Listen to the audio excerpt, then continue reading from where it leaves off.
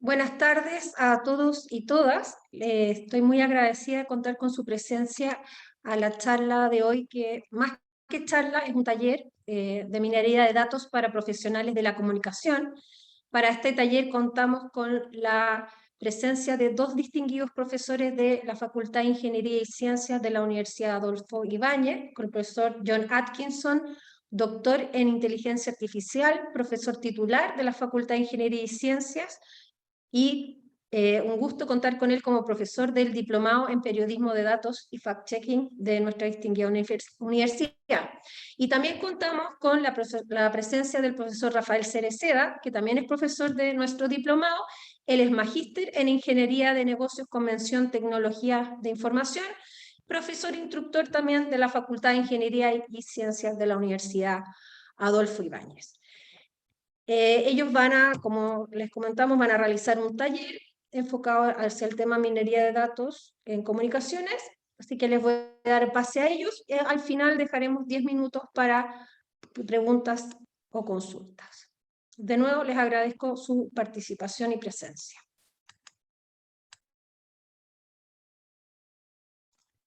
Hola a todos. Bueno, muchas gracias Florencia por la presentación. Espero que estén bien, espero que hayan tenido una buena semana. Se viene la primavera, así que em, ya se empieza a arreglar el tiempo. Em, quisimos hacer esta charla, taller, demo, para poder motivarlos a que al menos lean, investiguen lo que la Escuela de Periodismo, la Escuela de Comunicaciones y Periodismo de la Universidad Adolfo Ibáñez está realizando como diplomado en fact-checking, en periodismo de datos, ¿cierto? Que es un tema súper relevante hoy día, es un tema que está súper en boga, es un tema que se vienen las elecciones y necesitamos también validar, ¿cierto? Que la información que estamos recibiendo de parte de un montón de lados y bombardeados de información sea realmente valiosa. Voy a proyectar una pequeña presentación que tengo para ustedes para contarles cómo la tecnología, cómo la ciencia, cómo la programación ha sido capaz de ir aquilatando y acercándose hacia ámbitos como es la comunicación y el periodismo. ¿Ok? Entonces, contarles que, bueno, mi nombre es Rafael Cereceda, soy magíster en Ingeniería de Negocios, soy profesor de la Facultad de Ingeniería y Ciencias, y contarles respecto de los computadores. Este computador que vemos acá es el primer computador que se creó. ¿Vale? Es la primera computadora, es un computador análogo, que funcionaba con perilla, con corriente, y decidíamos y calculábamos si es que pasaba o no pasaba la corriente por cierto lugar, y eso, en base a eso, éramos capaces de decidir ciertas cosas y de concluir ciertas cosas. Después vino un señor que se llama Alan Turing. eh, no sé si ustedes han visto esta película, interpretado por Benedict Cumberbatch. Excelente película en donde este señor Alan Turing crea lo que llamamos la máquina de Turing. La máquina de Turing es una máquina, es un computador que es capaz de descifrar un código de comunicación de los alemanes. Eh, y él diseña esta máquina con la cual se dice, los historiadores cuentan, que fue una de las peores armas, contra las mejores armas, digo, contra los nazis, contra los alemanes, para poder opacar sus estrategias, ¿vale? Y está aquí. Este es el famoso ENIAC que utilizaba Alan Turing para poder hacer sus cálculos. Espero que hayan visto la película. Si no la han visto, por favor, véanla, que es tremendamente buena. Bueno, y pasa el tiempo, se empiezan a desarrollar un poco más los computadores, empezamos a entender que este tipo de máquinas nos pueden servir para la industria, para procesar cierta información, para tomar ciertas decisiones. Y llega un señor en el año 1977 y dice, oye, ¿sabéis que no hay ninguna razón para que cualquier persona pueda tener un computador en su casa? Y esto no lo dijo cualquier persona, no lo dice cualquier persona, lo dice un señor que se llama Ken Olsen, odiaba al PC de IBM, y él era diseñador de computadores y de transistores, y su compañía la compra, la famosa Compaq hoy. ¿Ya? Y que, bueno, Compaq después pasa a ser Lenovo, ¿cierto? Y lo compra la IBM de vuelta. La historia siempre es circular, ¿cierto? Después llega otro señor que dice, ¿sabéis que 640 kilobytes son suficientes para cualquier persona? El año 1981, don Bill Gates, bueno, ya sabemos quién es Bill Gates, ¿cierto? No requiere mucha presentación. Y la historia nos ha contado exactamente lo contrario. Miren, yo les voy a mostrar una foto que es bien reveladora al respecto. Tiene que ver con un disco duro. Miren, esto era un disco duro de 5 megabytes del año 1956. Hoy día ustedes piensan en un disco duro de 5 megabytes, claramente no existe, y fíjense lo que somos capaces de poner en la yema de un dedo. Hoy día somos capaces de poner 1 terabyte, o sea, 5 millones de esos, ¿cómo se llama? Discos duros antiguos, son capaces de caber en un par de estas plaquitas, ¿cierto? Del tamaño de una yema de un dedo. Y la cosa explota. Todo esto de los datos explota. Y hemos llegado a hoy día, fíjense, esta estadística sale todos los años, a mí me encanta, porque nos refleja qué es lo que pasa en un minuto en el mundo, en términos de datos. Fíjense, hoy día estaba conversando con un par de personas, fíjense la cantidad de WhatsApp, de fotos o de mensajes de WhatsApp que se mandan en un minuto, 42 millones de mensajes en WhatsApp. Eh, los, eh, ¿Cómo se llama? Los consumidores gastan $1 millón online por minuto. ¿Ya? ¿Qué pasa con Instagram? 347.000 historias en Instagram. 500 horas de video se suben por minuto a YouTube. Hay estadísticas que dicen que solo el año 2020 se generó más contenido en YouTube que contenido audiovisual en toda la historia de la humanidad hacia atrás. Y así, tenemos tantos números que es un poco perturbante y al final los datos están en todos lados y como les decía en un comienzo, somos bombardeados por un montón de información. El punto es que, bueno, ¿cómo manejamos toda esa información? Para la gente de las comunicaciones es relevante manejar la información y no manejar cualquier información, manejar la información fidedigna y además analizarla de forma racional, poder entenderla.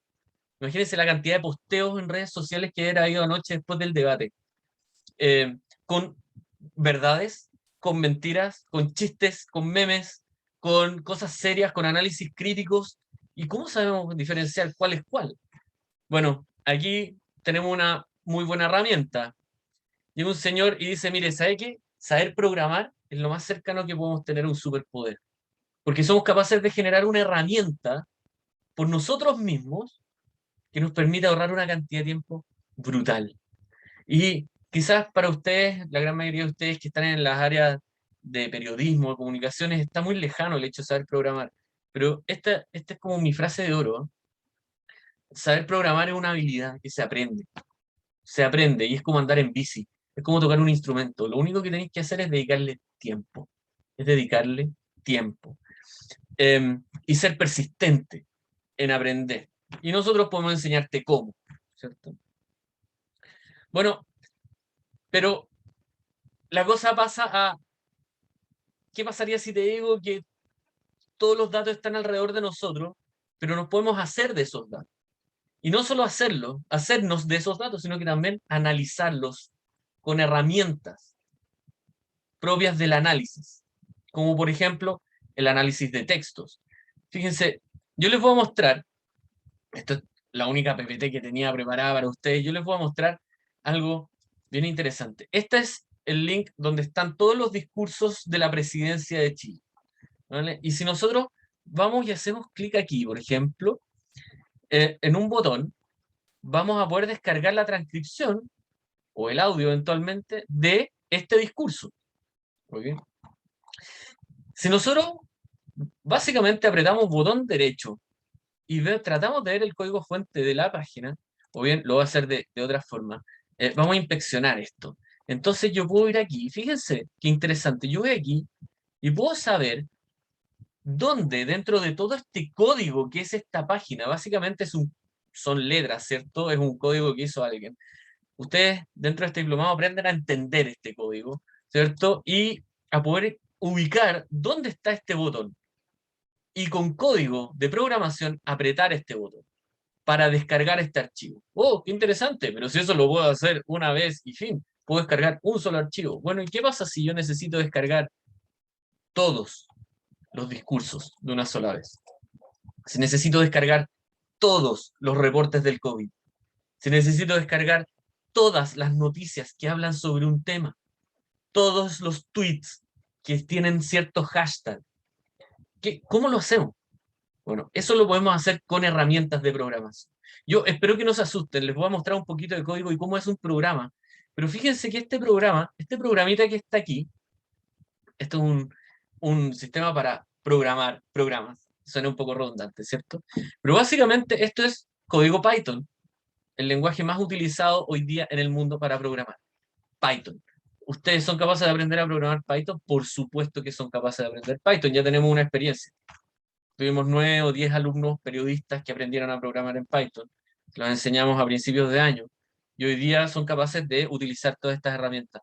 Y básicamente lo que hacemos es que utilizamos ciertas librerías, cierto código que hizo alguien, y con cierto código de programación ponemos la URL desde donde están todos estos discursos, ¿cierto? Buscamos en el código con este tipo de cosas, buscamos, fíjense que acá si yo me vuelvo hacia atrás y pongo este botón, ¿cierto? Voy a hacer exactamente lo mismo que había hecho, o botón derecho, inspeccionar, fíjense que esto está en un tag que se llama A, se llama btn descargar.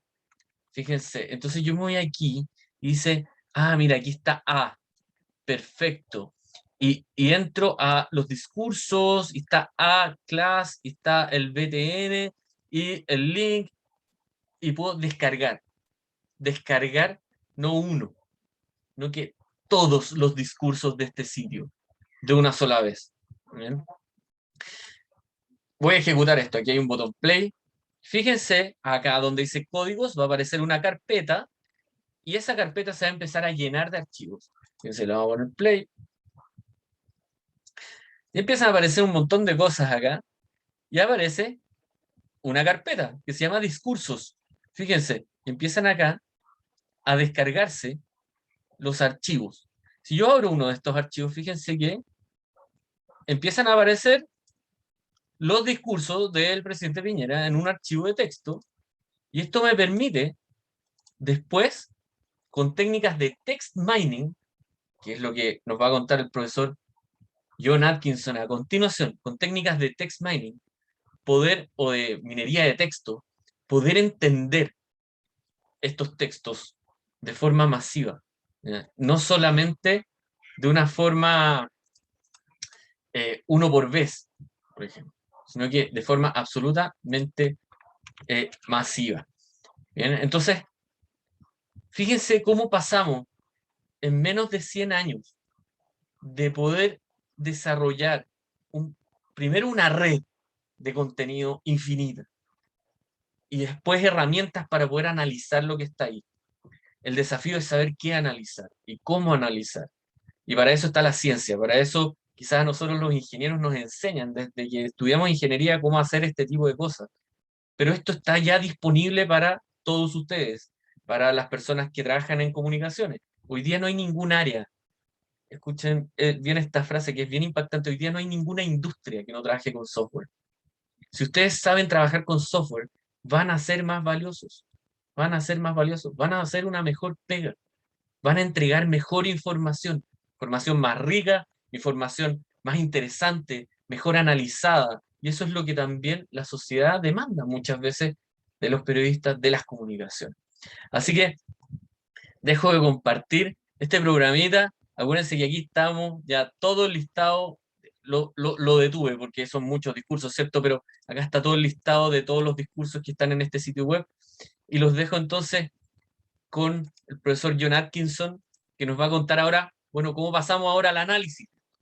O sea, yo les cuento cómo lo sacamos, pero ahora cómo hacemos el doble clic y podemos definitivamente entender lo que hay ahí. Así que, John, éxito. Gracias, Rafa. Déjenme ver si estoy... ¿Me confirman si estoy proyectando? Todavía no. Parece que no.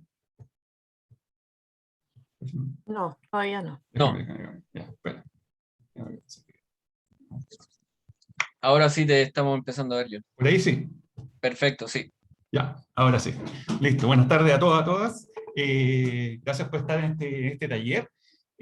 Fundamentalmente, como decía Rafael, la razón por la que estamos acá es fundamentalmente porque claramente hay una necesidad de usar fuentes de información, digamos, de diferente tipo. Rafael estaba dando uno de los tantos ejemplos. Y claramente lo primero que tenemos que hacer es distinguir, cuando estamos hablando de fuentes de datos que me gustaría analizar desde el punto de vista de las comunicaciones, fuentes de datos del tipo estructurado que se llama usualmente, o básicamente las bases de datos tradicionales, y cómo podemos procesarlas. Y para eso generalmente tenemos un montón de tecnologías disponibles, digamos, en el mundo, digamos. Sin embargo, empiezan a surgir otros problemas cuando el tipo de datos que quiero analizar, el cual quiero seguramente explorar para responder algunas preguntas, no es tan fácil de digerir, no es una base de datos tradicional. Y ese es el caso precisamente los datos que son textuales. Básicamente para ese tipo de datos textuales, obviamente no podemos necesariamente aplicar las mismas tecnologías, digamos, que estamos acostumbrados a aplicar, para que la redundancia, con datos estructurados, digamos, ¿cierto? Por tanto, necesitamos nuevos métodos computacionales, nuevas herramientas, digamos.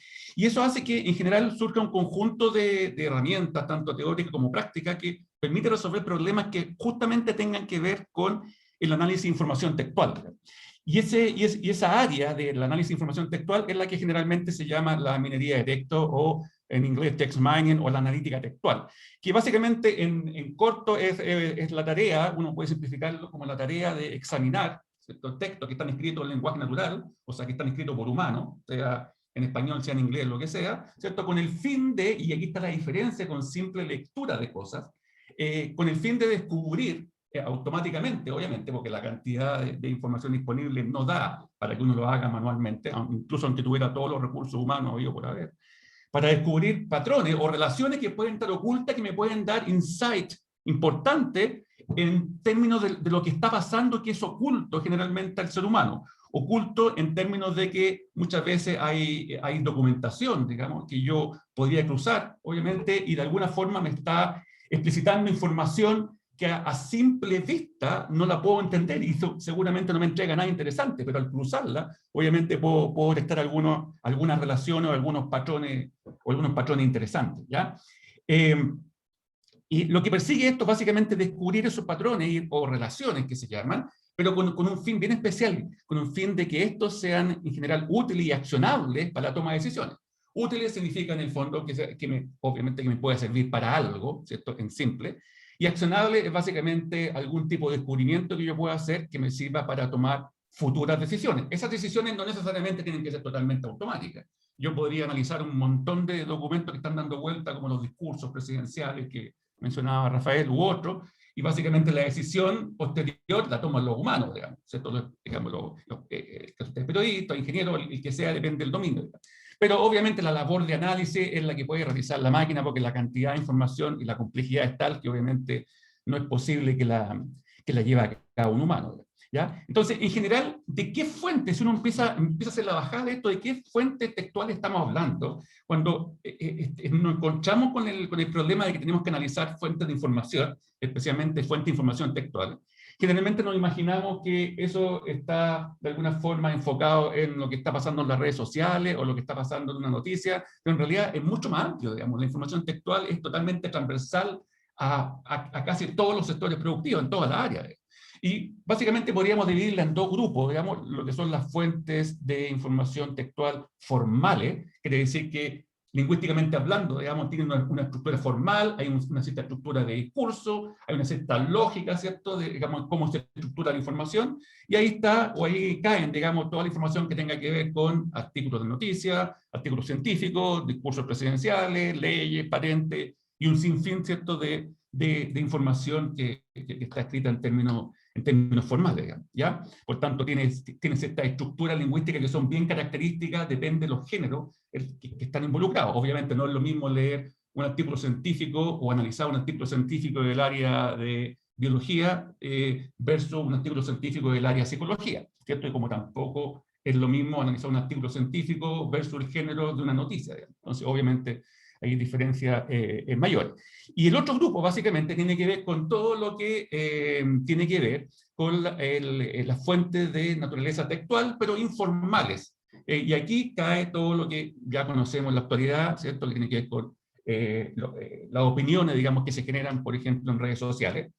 Quejas de clientes, usuarios de un sistema, de una empresa, lo que sea, obviamente es información o información textual de naturaleza informal, no tiene una estructura tan clara, es lenguaje escrito por humanos, en español, en nuestro caso, pero la estructura no es tan clara, es bastante, entre comillas, quebrada, no sigue todas las reglas lingüísticas al pie de la letra, ¿cierto? Y en general esto se tiende a convertir casi en un sublenguaje, digamos, en el caso de español de Chile, digamos, si uno empieza a analizar el español que se usa en el caso de las redes sociales, uno se va a encontrar fácilmente con cosas que claramente en otras versiones de español no funcionarían y nadie las entendería, que básicamente son sublenguas que se están generando ahí.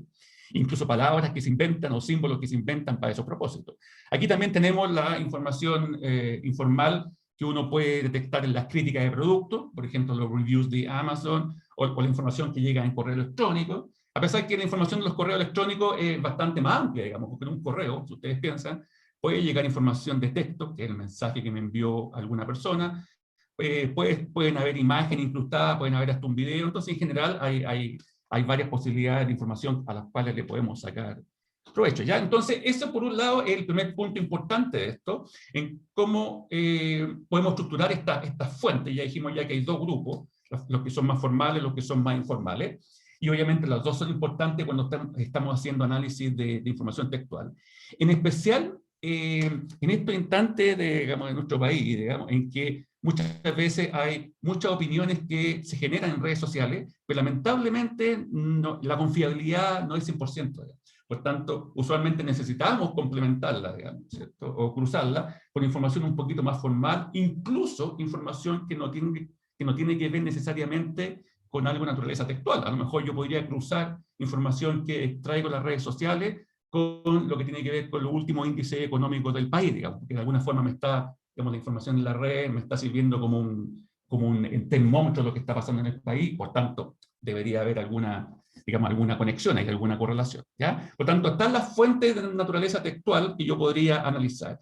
Y por otro lado, quizás lo más importante, y un poco uno de los motivos principales por los cuales estamos hoy día en este taller, es básicamente la pregunta del millón, es ¿qué puedo hacer con eso? Porque claro, toda esta información disponible, hay que bajarla, tenemos formas de bajarla, como lo describía Rafael, pero obviamente lo clave, más que la tecnología, que quizás pasa a un segundo plano, es básicamente ahora determinar qué pregunta es la que nos gustaría responder del punto de vista de análisis, digamos, y posteriormente eso implementarlo con alguna tecnología o usar alguna herramienta disponible.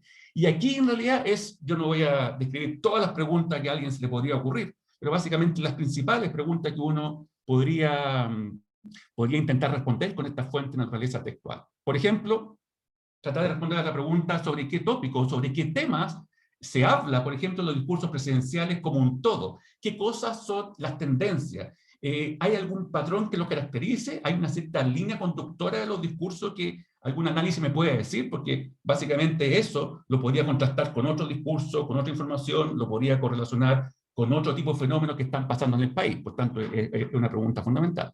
Lo otro también, yo podría hacer la pregunta de cómo podría segmentar grupos de noticias para detectarse algunas conexiones. Habitualmente pasa que una de las grandes dificultades, no solamente a nivel de los medios de comunicación, sino en general a nivel de investigación en general, es que fundamentalmente tengo que cruzar fuentes para descubrir algún patrón o alguna relación interesante, y no necesariamente esas fuentes tienen que ser exactamente o que hablen del mismo tema, podrían ser fuentes que hablan de temas totalmente diferentes, y lo interesante de todo esto, y lo maravilloso, es que yo podría cruzarla y descubrir realmente hay un patrón que ni siquiera me había dado cuenta que se puede generar, o alguna similitud en realidad, donde yo pensé, o donde mi intuición como periodista, como investigador, o quien sea, me decía que no debería haber ninguna relación, digamos. Piensen ustedes, por ejemplo, que cuando yo detecto un plagio de algún documento o noticia, lo que estoy haciendo es básicamente que mi mente está pensando, bueno, me tengo que encontrar con un documento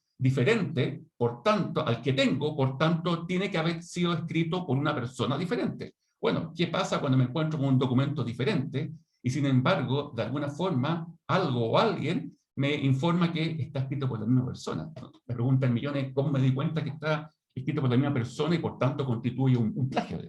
¿Ya? Otra cosa interesante que está muy de moda ahora es básicamente tener este conjunto, digamos, estas bases de datos documentales y ser capaces de identificar cuáles son las entidades que se están nombrando acá habitualmente. Si analizo quejas de los clientes, por ejemplo, analizo por cantidad de quejas que me van llegando por los correos electrónicos de la empresa o por alguna intranet de la empresa. Bueno, ¿qué es lo que está pasando? ¿Hay algo en común? ¿Se están nombrando o se está quejando sobre los mismos servicios? ¿Cómo identificamos las entidades que están siendo mencionadas?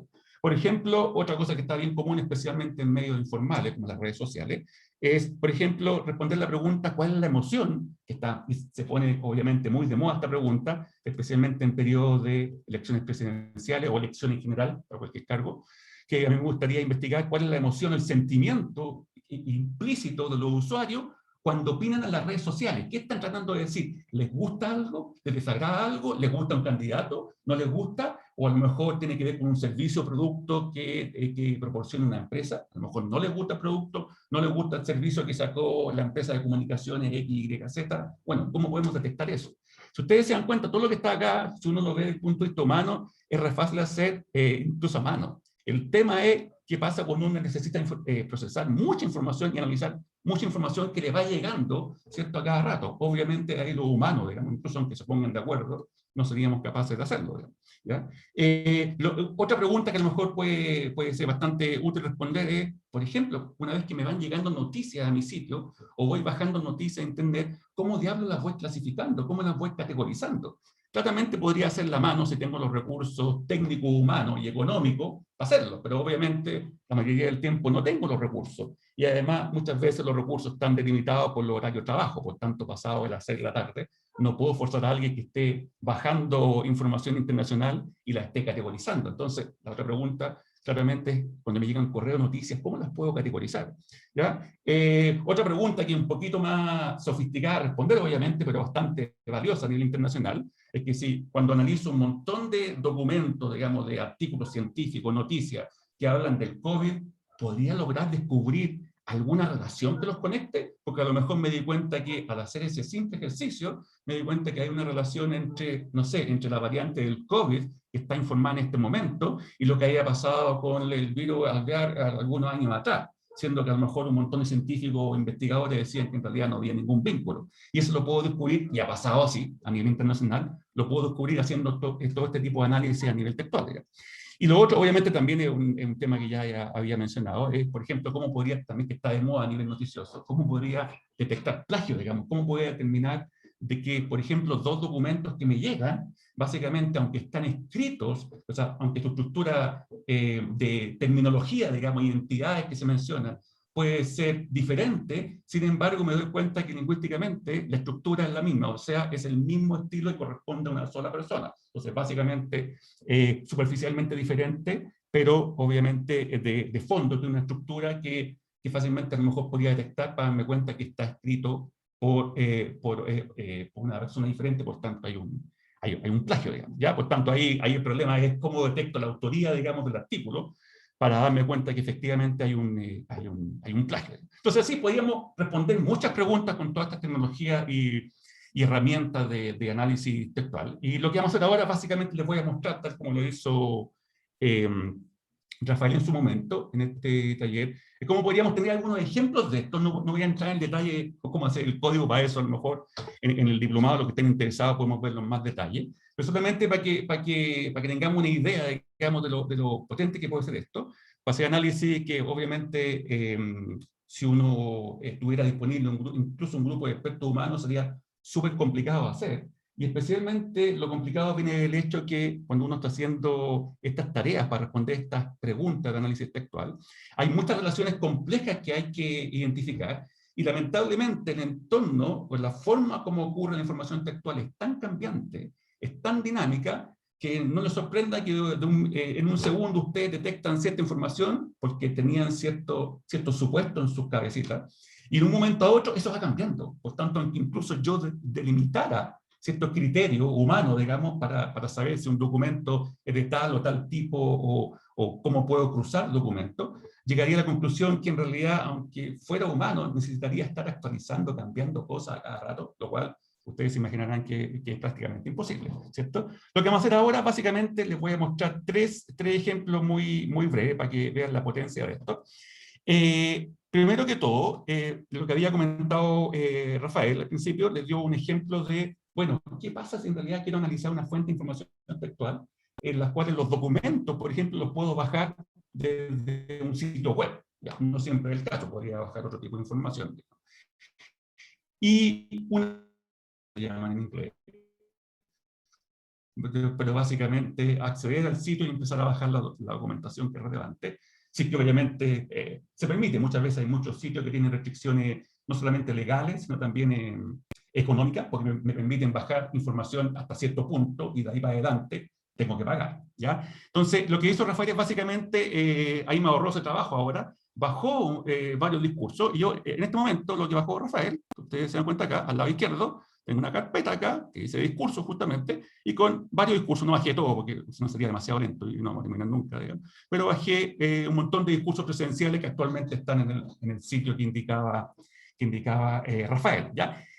La primera pregunta que vamos a tratar de responder en simple y visualmente es, ¿qué pasaría si yo tomara un conjunto de esos documentos, en este caso discursos, podrían ser opiniones que bajé de Twitter, ¿cierto? De Facebook, lo que sea, ustedes pongan la fuente, y qué pasaría si tomo cada una de estas fuentes, en este caso discurso, la analizo y luego trato de ver si hay conexiones entre ellas.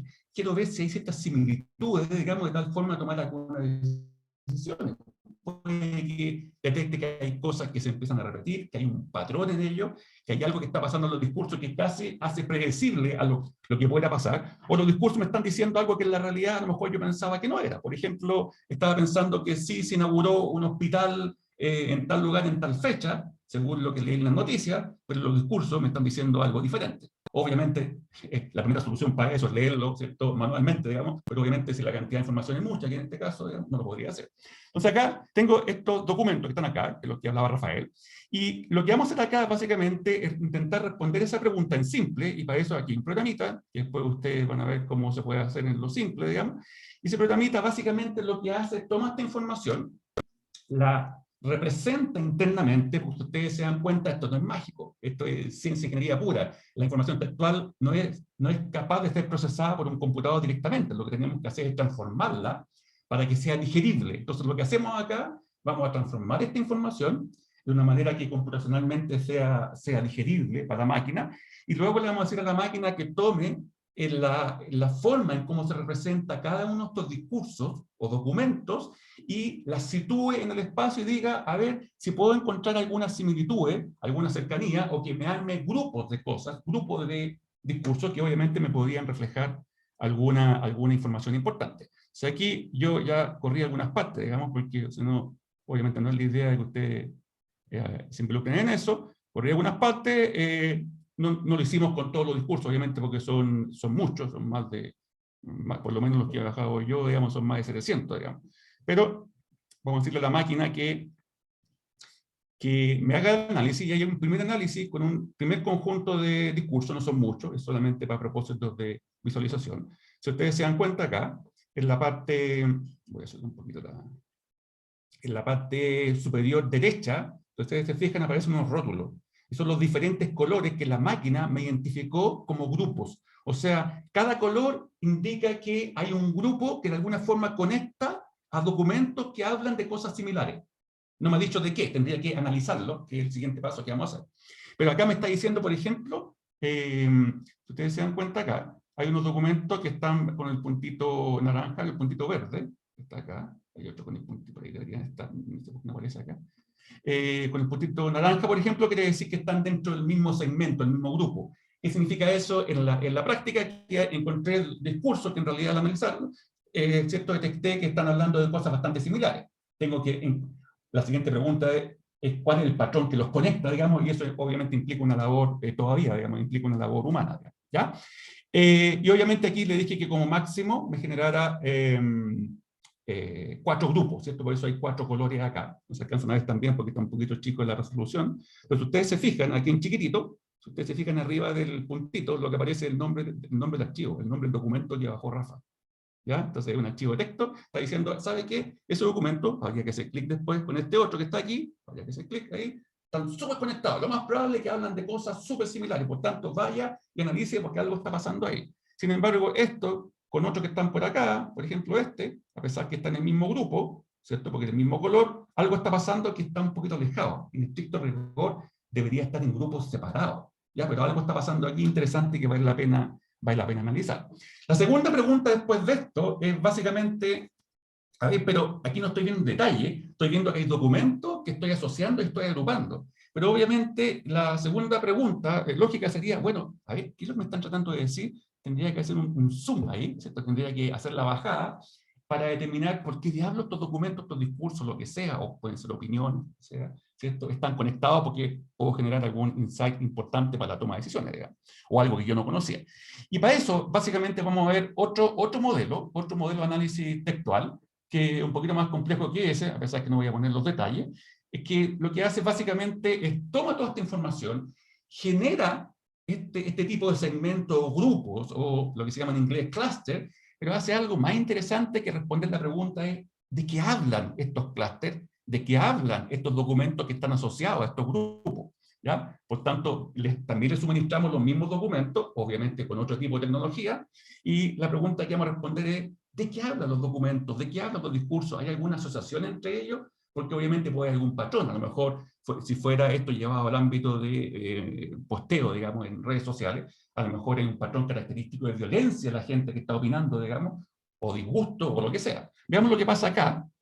Si yo visualizo, así no se demora mucho ahí, ahí está. Si yo visualizo, por ejemplo, acá, yo le dije a la máquina que en este caso me generara 4 grupos, 4 clústeres, 4 segmentos, a partir de las noticias, perdón, de los discursos, ¿ya? Pero interesante, a diferencia del ejemplo anterior, si ustedes se fijan a mano derecha, aparece un gráfico acá.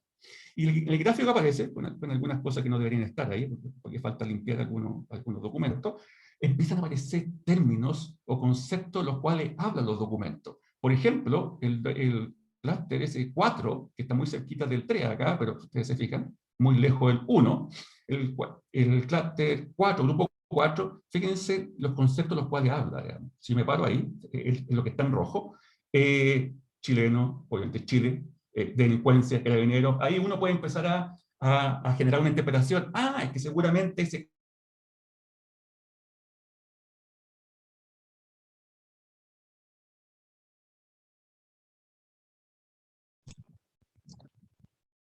John, dejamos de escucharte. ¿Ahí? Ahí sí, Ahí sí, ahí sí. ahora sí, sí. Es que de repente se corta, se me corta internet, no sé por qué, se pone súper inestable. De hecho, en este momento se cortó. ¿Ahí sí? Sí, Sí, ahí sí. estamos bien. Se corta, claro.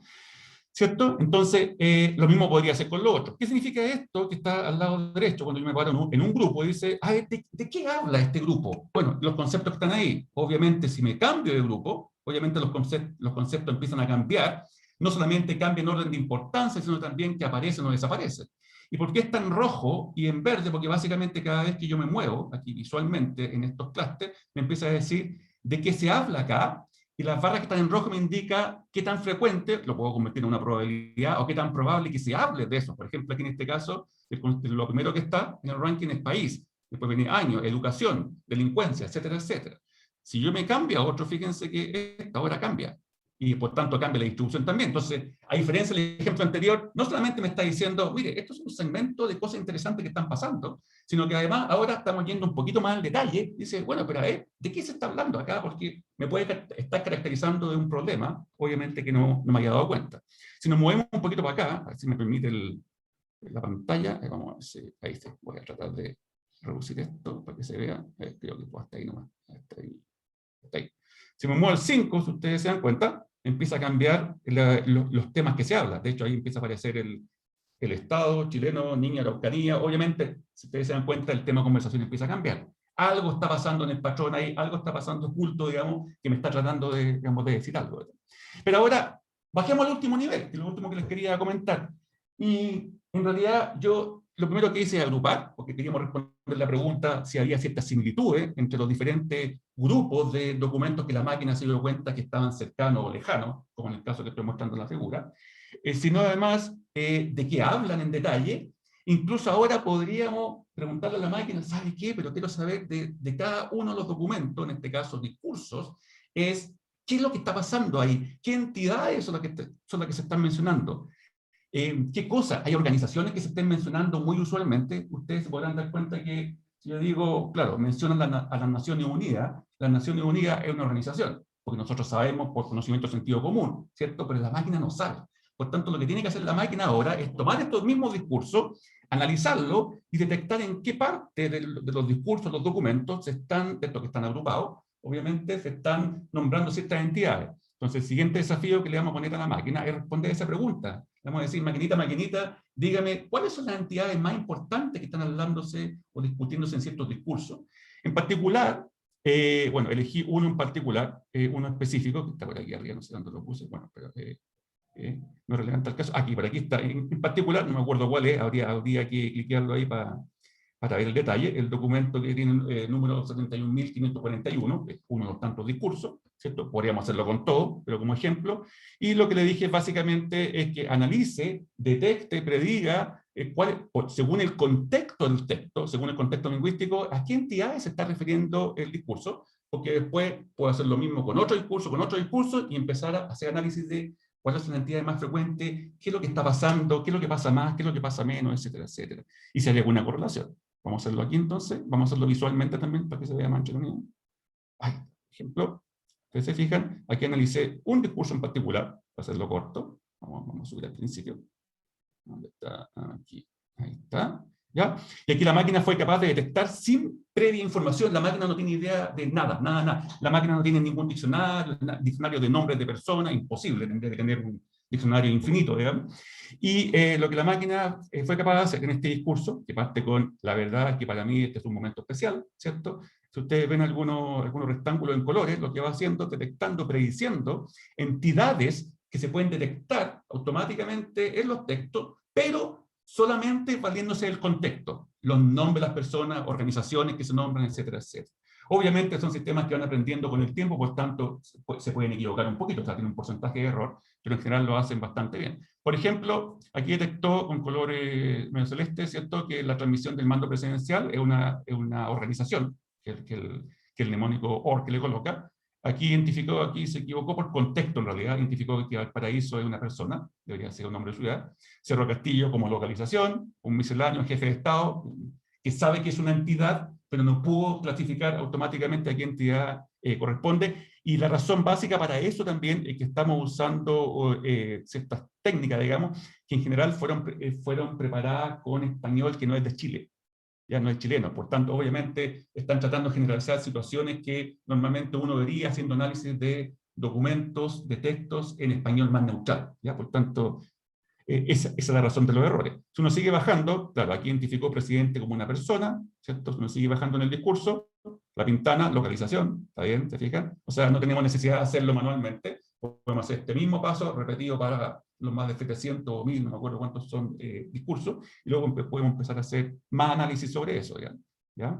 Estado de Chile, localización, ¿cierto? Que habría sido más bien una organización, pero por contexto, digamos, infirió que podría ser una organización. Y así, sucesivamente. ¿Se fija? Entonces, ahí tenemos casi 3 etapas para el servicio nuestro, en el fondo, de análisis muy simple, en los cuales hay fuentes formales de información textual, en este caso discurso, digamos, realizamos tareas de análisis para responder estas preguntas estratégicas clave, que después nosotros podemos interpretar como humanos, obviamente, agrupamos, por ejemplo, documentos, posteriormente hacemos un zoom en eso, y detectamos de qué se trata esos documentos que estamos agrupando, y nuevamente en el tercer paso podemos seguir un poco más allá y determinar casi qué es lo que está pasando dentro del documento que hace que estas cosas sean similares. Esto y muchas otras cosas nosotros podemos hacer como tareas típicas de análisis de información textual o text mining. Obviamente necesitamos el ingrediente fundamental que son los datos, y por eso era tan importante lo que comentaba Rafael, porque obviamente para esto el requisito es que en alguna parte esté en la fuente de naturaleza textual. Hay veces que eso no es tan evidente, porque la información textual está mezclada, digamos, y se hace confusa, está mezclada con imágenes, con videos, entonces hay que hay que separarla. En otras ocasiones también hay restricciones, digamos, no puedo bajar todo lo que se me antoja, porque hay restricciones de confidencialidad, o como decía previamente, hay restricciones desde el punto de vista de pago, ¿cierto? Hay veces, en el caso de Twitter, por ejemplo, que para los que no saben, no puedo bajar cualquier información que se me antoje, pues tengo cierto límite gratis, y de ahí para adelante, ¿cierto? Yo pago un cierto fees, por ejemplo, si quiero seguir bajando información, opiniones, por ejemplo, de tuiteo, digamos. Creo que, si no me equivoco, por día se pueden bajar hasta 1000 tuiteos, si mi memoria no me engaña, ¿ya? Así que eso es lo que les quería transmitir, un ejemplo para que vean el sabor, digamos, de una de las tantas millones de cosas que se pueden hacer con fuente de información textual a nivel de toma de decisión en ámbitos tan importantes como las comunicaciones y el periodismo. Aquí Bueno, gracias. Gracias a todos. Gracias, Florencia. muchas gracias, John y Rafael. Voy a pasar ahora a una rueda de preguntas. Hay harta motivación, así que voy a leer algunas de las que ¿Qué más nos sería han rueda de ido prensa dejando en en este el caso? chat. ¿Ah? Más sería rueda de prensa. Claro, sí, es verdad, es cierto. Tienes coaching porque son de temer los periodistas, nosotros sabemos, ¿no? Voy a leer aquí. Dice Fernando Bamonte, dice, ¿cómo elegir una arquitectura para comenzar a guardar todos estos datos que comenzaré a extraer? Ahí no sé quién es más adecuado para responder, si John o Rafael. Ahora, en términos de arquitectura, Sí, uno tiene ciertos criterios que va aprendiendo respecto de lo que quiere guardar. Acá siempre va, o sea, es una de las respuestas que siempre los ingenieros damos, y quizá es un poco fome la respuesta, pero siempre es depende, Fernando, depende de lo que tú quieres guardar. ¿Quieres guardar documentos? ¿Quieres guardar videos? ¿Tienes datos estructurados de transacciones que quieras guardar? Entonces, eso te va a decir cuál es la arquitectura adecuada. El cómo elegirla tiene que ver con tu contexto, con tu problema, con dónde estás ubicado. Ya, no hay una respuesta, no hay una bala de plata para matar al, al hombre lobo en este caso. ¿Ya? Eso es lo que yo le diría a Fernando. Hay que mirar el contexto, qué es lo que queremos guardar. Quizás vaya a necesitar mucha capacidad de cómputo y poco almacenamiento. Quizás vaya a necesitar poca capacidad de cómputo y un tremendo almacenamiento. Y vaya quizás a necesitar además firewall y cosas para que no te hackeen, porque la información que tenía ahí es muy confidencial, que también podemos hacer text mining perfectamente con información confidencial respecto, por ejemplo, la Armada o el Ejército quizás puede hacer con información que vaya rescatando de ciertas investigaciones, qué sé yo. Esto es un mundo gigante. No sé yo si tenía algún complemento ahí.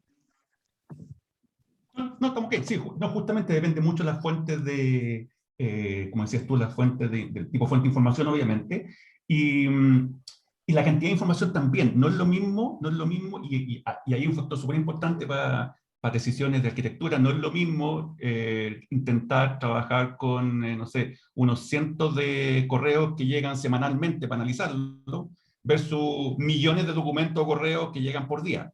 Por tanto, la arquitectura, ¿por qué? Porque es un tema de performance, es un tema de procesamiento que no te da. Y mucho eso también de la arquitectura, para quien estaba preguntando, también depende de cuál es mi objetivo final en la toma de decisiones. Si yo requiero esto para una toma de decisiones online, si el tiempo es un tema, o en realidad me puedo dar el lujo que me demore 5 días en analizarlo, no tengo problema. De eso también depende en la arquitectura. Y si eso es así, se mezcla con otro concepto que no hemos hablado acá, ¿no? Que en materia de otro tipo de tópico, digamos, que es lo que tiene relación con Big Data, digamos. Entonces, seguramente, si es mucha la cantidad de información, no solamente cantidad, sino los tiempos de procesamiento tienen que ser muy rápidos, las tecnologías actuales no te van a dar. Por tanto, requiere infraestructura mucho más potente que te permita analizar esa cantidad de información en estos tiempos límites. Si tú me dices, y ahí es importante lo que decía Rafael, si tú dices, bueno, la cantidad de información y además si requiere resultados ahora, así al apretar un clic, o lo requiere después de 6 días, una semana o semana, ahí está la diferencia. Ahí hay otra diferencia. Gracias, Rafael. Gracias, John. Sebastián Massa dice, ¿existe algún código en Python que permita identificar si es posible realizar un raspado, scrapping de la página? Por lo menos en R hay funciones que permiten realizar aquello. Tal es el caso del package revest. Pregunto esto ya que hacer web scraping requiere siempre cumplir con los términos y condiciones de un sitio web. Ideal que puedan hablar sobre los dilemas éticos y legales en cuanto al uso de estas técnicas. A mí ahí, antes de la respuesta de los expertos, me gustaría también comentar que nosotros en el diplomado tenemos además la presencia de Alberto Prej, que ve temas de transparencia y dilemas éticos en el tema de uso de información también. O sea, en ese sentido el diplomado es bastante completo en estos aspectos, pero ahora doy el paso a Rafael, no sé si Rafael o John, para que contesten ya la pregunta más específica en términos Sí, desde el punto de vista informático. voy por la segunda porque quizás ahí John tiene mucha más expertise que yo en términos del código, pero eh, a ver, hacer scrapping de un sitio que está abierto es lo mismo que pongáis a 1000 personas a tratar de copiar y pegar la información en un documento, en un Word, en donde sea. Lo único que tú estás haciendo es que lo estás haciendo más automatizadamente, más rápido, más eficiente. ¿Vale? Entonces, si la información es pública y está ahí y se puede sacar, no veo dilemas éticos porque es información pública. Ahora, hay ciertos topes éticos cuando tú quieres, por ejemplo, eventualmente, esto no va a periodismo de datos, pero hay algunos servicios que, por ejemplo, te llevan las cuentas de múltiples bancos y trabajan con web scraping. eh, el cliente tiene que entregar su clave del banco a un tercero, ¿te fijáis? Y ahí sí empiezan los dilemas éticos. ¿Qué pasa con los seguros? ¿Qué pasa si te roban plata? ¿El banco te va a responder o no? Porque tú le entregaste la clave a un tercero y a partir de eso se robaron la clave y bla, bla, bla. Y ahí sí hay dilemas éticos. Pero el dilema ético no tiene que ver con el scrapping en sí. El dilema ético lo tienen las personas. Las personas somos los éticamente probos o no, no el código. ¿Vale? Entonces, el dilema ético lo tiene la persona. Siempre y cuando tú cumplas los términos y condiciones de los sitios eh, y sepas que estás trabajando con información pública o con información con la cual tienes permiso y credenciales para utilizar, yo no veo temas éticos en términos del scrapping en sí. ¿John? Sí, sí, sí, exactamente. Como para complementar eso también, hay mucho que tiene que ver, especialmente cuando, porque lo que hacía referencia Rafael tiene que ver con la ética cuando tú accedes a la información, digamos, directamente.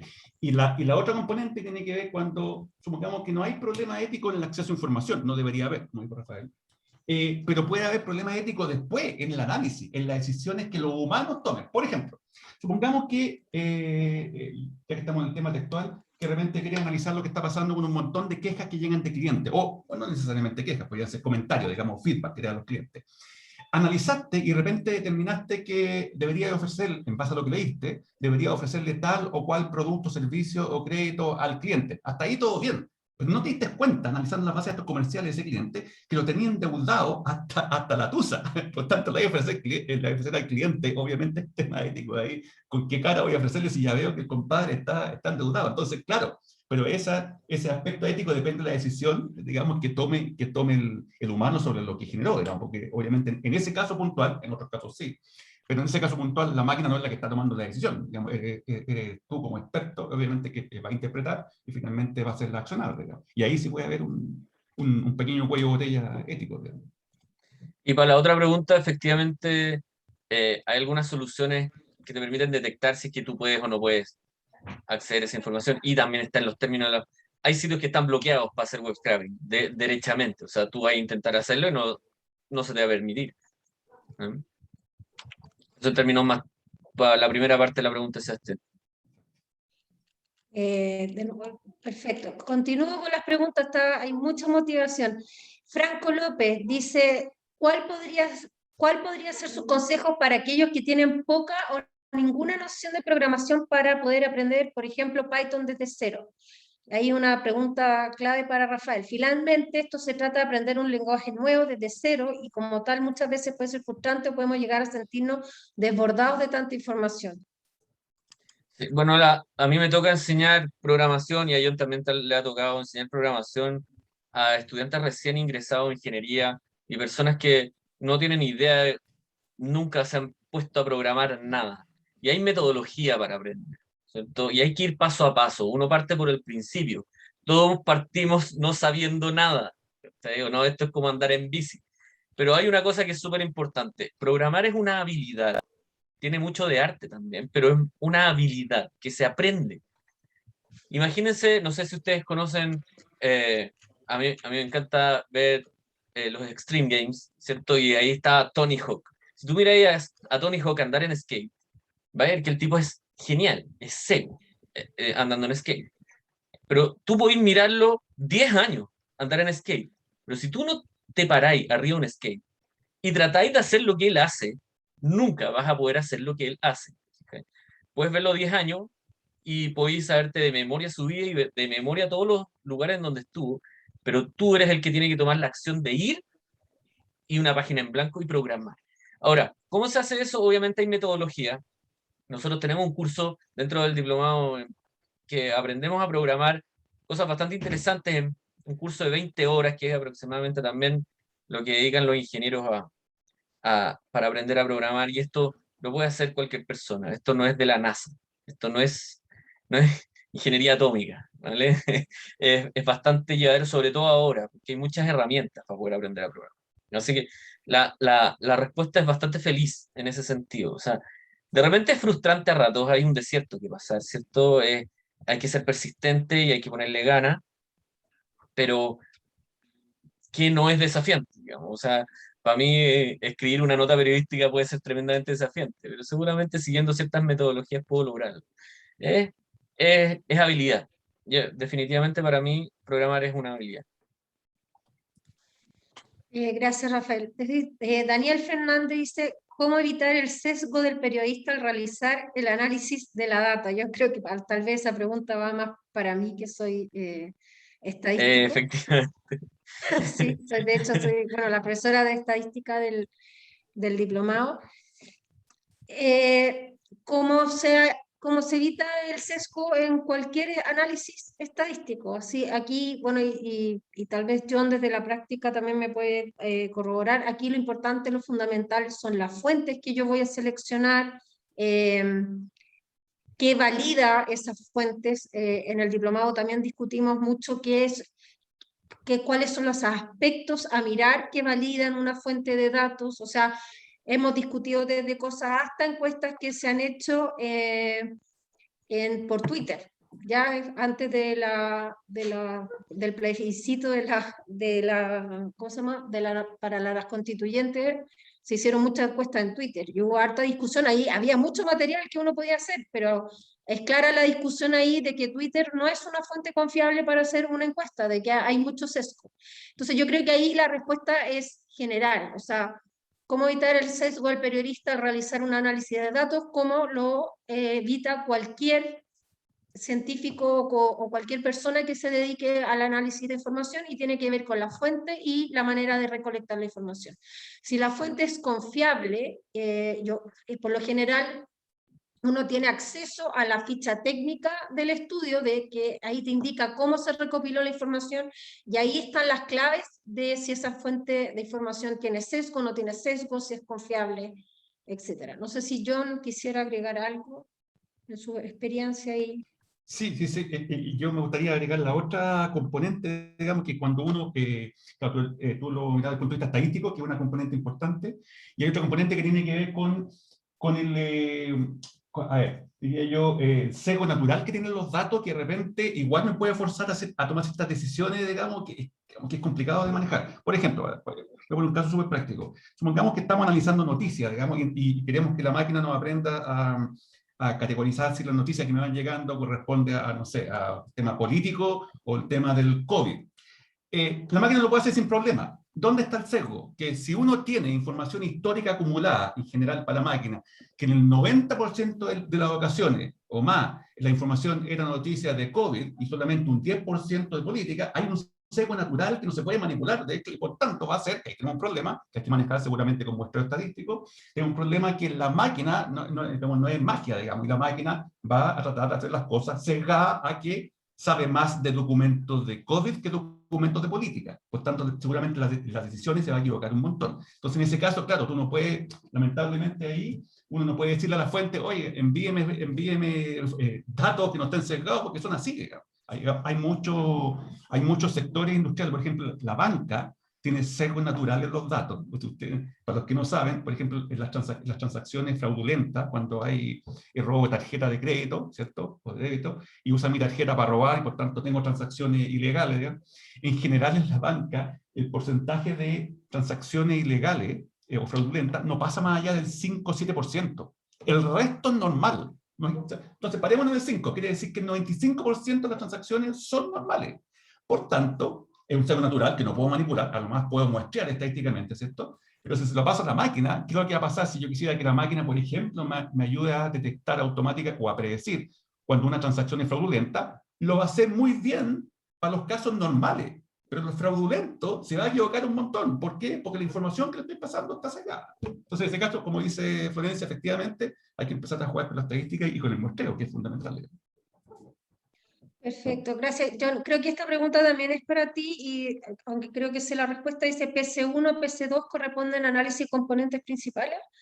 Sí, sí. Ahora, la pregunta que incluso está de fondo, eso son componentes principales, pero para los que no entienden, ¿por qué eso está ahí? ¿Por qué puse eso? ¿Por qué si el documento en el ejemplo aparecen esas cosas raras para algunos? Porque sencillamente en la información de naturaleza textual, a diferencia de las bases de datos tradicionales, son extremadamente, altamente dimensionales. O sea, si una de las dimensiones las ve desde el punto de vista de las palabras que contiene el documento, o la frase que contiene un documento, los párrafos, son muchos, son miles y millones. Por tanto, cuando uno trata de hacer análisis de eso, trata de representar esa información con la máquina y después la trata de llevar a unos planos en 2 dimensiones, como la visualización que hice, ahí se encuentra con problemas. No puedo llevar información multidimensional y graficarla directamente, ¿cierto? En un mapa en 2 o 3 dimensiones, y en ese caso se ocupan estos métodos un poquito más sofisticados para que esa información que arrojó el análisis, digamos, la pueda mostrar de una forma digerible para el humano, digamos, en simple. Perfecto, creo que John aquí otra pregunta para ti. Eres un hit, John, hoy día. Una de las grandes dificultades para analizar desde el lenguaje es el lenguaje que se utiliza en las redes sociales. Como decía John, el lenguaje chileno es muy especial. ¿Existe alguna herramienta o algún método que se esté desarrollando para analizar de mejor manera el lenguaje chileno y la ironía en los textos? Me encantó la pregunta. Súper buena pregunta, una pregunta súper usual, de hecho. Y de hecho, es más, no sé quién preguntó. ¿Cómo se llama? Cristian Vázquez. Dice Cristian. Cris Vázquez, asume que es Cristian Vázquez. Sí. Cristian, súper buena pregunta, de hecho, a mí me la han hecho usualmente. Es súper complejo, es tan complejo que los productos, servicios comerciales que venden las grandes empresas de renombre, estamos hablando de IBM, Microsoft, Google, Amazon, no tienen resuelto el problema para Chile. ¿Por qué? Por una razón simple, porque han generado y han preparado todos sus modelos, sus técnicas en países anglosajones. Ok, pero no es español, sí, pero con hablantes nativos de español neutral, que no son chilenos. Por tanto, claro, ahí tenemos una diferencia abismante cuando estas tecnologías o herramientas se tratan de aplicar al español chileno donde no están adaptadas, ¿ya? Generalmente ahí hay un espacio grande, Cristian, para desarrollar tecnología para eso, porque lamentablemente el español de Chile, este sublenguaje, especialmente en las redes sociales, no, es extremadamente informal, no solamente en términos de fenómenos lingüísticos como la ironía, digamos, los sarcasmos, hay mucha información implícita, mucho ruido, muchos símbolos extraños, y ahí no queda otra que desarrollar, por ejemplo, nuestro propio vocabulario, que no queramos, digamos, y es una lata, es igual un costo altísimo, digamos, de personas trabajando, y hay que desarrollar los propios métodos, ¿cierto?, para procesar el español de Chile, que ni siquiera los grandes fabricantes lo tienen resuelto, pero efectivamente hay un problema ahí, y ahí hay un espacio interesante que, digamos, para resolver, digamos, ¿ya? En todo caso, el problema que tú mencionabas, la ironía, no es un problema propio de Chile, es un problema del lenguaje en general, sea español, inglés, francés, el problema en sí es exactamente el mismo. Lo que pasa es que en español chileno se suma toda una jerga que además le pone más complejidad porque hay demasiada informalidad. Juan Luis Córdoba dice, ¿qué consideraciones debemos tener en el análisis de texto cuando involucramos múltiples idiomas? Me parece que esto puede tener mucha relación con la pregunta anterior, ¿no? Sí, a ver, cuando en general el manejo de texto implica como una etapa cero, diríamos, no siempre es el caso, depende de lo que uno quiera hacer. Una etapa 0, entender el documento primero, o sea, simple, leerlo, que la máquina lo lea, que lo entiende y luego analizo, que no es lo mismo. Yo puedo leer el documento y no entiendo nada, digamos, y por tanto no puedo cruzarlo con otros documentos, ¿ya? Entonces la etapa 0 sería leerlo. Ahora, cuando hay un problema de multilingüe, de lo multilingüe en el fondo, de múltiples lenguas, básicamente lo que se hace para eso es que hay modelos que se le suministran a la máquina que están preparados para los aspectos del español y están preparados para el aspecto del inglés o el lenguaje que estoy usando. Así que actualmente eso es bastante usual, para la redundancia. Y tú generalmente, de hecho, yo lo que hice en este momento cuando corrí los ejemplos, usé un modelo de análisis de lenguaje antes de hacer el análisis de la información textual propiamente tal. Usé un modelo que fue desarrollado específicamente para el español. Si yo quisiera hacerlo con el inglés, por ejemplo, es cosa que yo me cambie de modelo para que la máquina entienda el inglés. Pero el análisis de datos propiamente tal es exactamente el mismo. O sea, es la misma lógica, obviamente con resultados diferentes. Es la misma lógica, pero el análisis lingüístico es que cambia. Para eso ya hay herramientas disponibles, digamos, y depende de, puede usar diferentes bibliotecas, en R, en Python, un montón de, digamos, de software, digamos, relacionado. Así que... Bueno, creo que esas eran casi todas no, ya fueron todas las preguntas. Aquí al final Daniel Fernández dice, ¿pueden compartir los scripts, el código de la bajada de los discursos, Rafael, y el script de Google Corp? John, eso ya ahí lo vamos a discutir nosotros internamente y les contaremos cualquier cosa, porque ya eso ya es, como digo yo, marca registrada UAI. Pero John y Rafael están súper accesibles, me imagino que ahí después podemos conversar con más detalle alguna cosa. Les agradezco principalmente a nuestros expositores, a John, a Rafael, por lo que presentaron hoy y la motivación de todo. La verdad es que nos pasamos un poquito de lo esperado, pero había muchas preguntas y la calidad de las preguntas, me imagino que para John y para Rafael fueron bastante motivantes. Así que esperamos encontrarnos en una próxima oportunidad. Muchas gracias por su asistencia. Muchas gracias a todos y que estén bien.